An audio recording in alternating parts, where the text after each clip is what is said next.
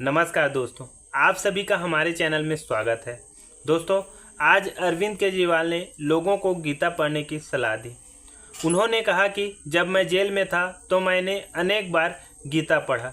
गीता पढ़ने से अनेक समस्या का समाधान मिलता है। जब व्यक्ति गीता पढ़ता है तो उन्हें खुशी का एहसास होता है। उन्होंने इस बात का भी जिक्र किया कि देश में सबसे दुखी इंसान प्रधानमंत्री नरेंद्र मोदी है।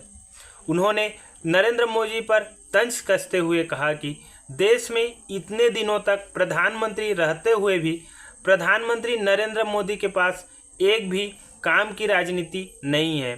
वे हिंदू मुसलमान, वे आतंकवाद की बात करते हैं। उन्होंने कहा कि वे दूसरे पार्टी को गाली देते हैं, लेकिन उसके पास एक भी काम की राजनीति नहीं है। अरविंद केजरीवाल ने क्या क्या कहा, देखिए। गीता बहुत पढ़ी, कई बार पढ़ी गीता, आप लोग भी पढ़ना। और बहुत प्रेरणा मिलती है और बहुत कुछ शांति मिलती है। जब आप बड़ी कठिन परिस्थिति में होते हैं तो उसमें समाधान मिलता है।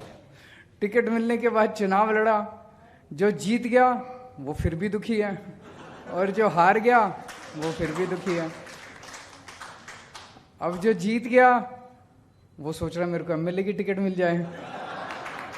ऐसा नहीं कि जो एमएलए हैं वो सुखी हैं, वो भी दुखी हैं।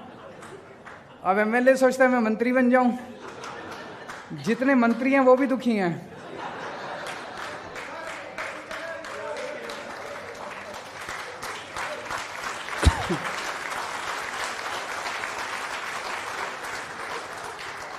और जितने मुख्यमंत्री हैं वो भी दुखी हैं, और जो प्रधानमंत्री है वो सबसे दुखी है।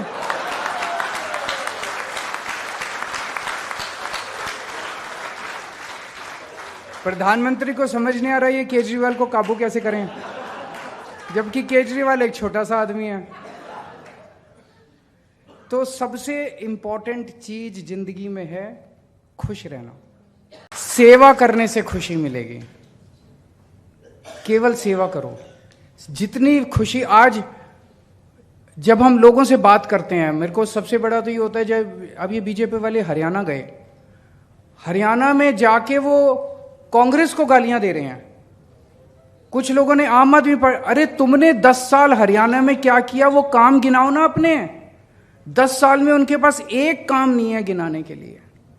प्रधानमंत्री जी ने अभी लोकसभा चुनाव लड़ा, 10 साल देश के प्रधानमंत्री थे, उनके पास एक काम, उनके कई भाषण सुने।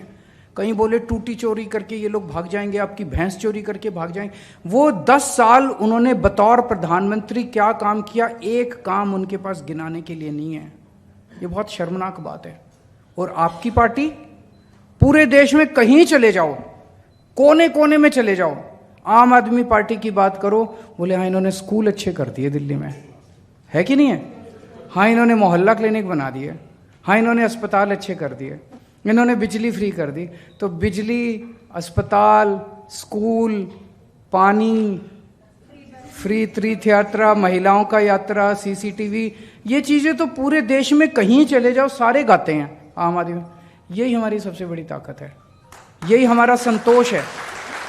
हमारा संतोष ये नहीं है कि मैं मुख्यमंत्री बन गया, आपका संतोष ये नहीं है कि आप काउंसलर बन गए। हमारा संतोष ये है कि जो काम आज हमने किए 75 साल में कोई नहीं कर पाया, कल जब मरेंगे तो सुकून होगा।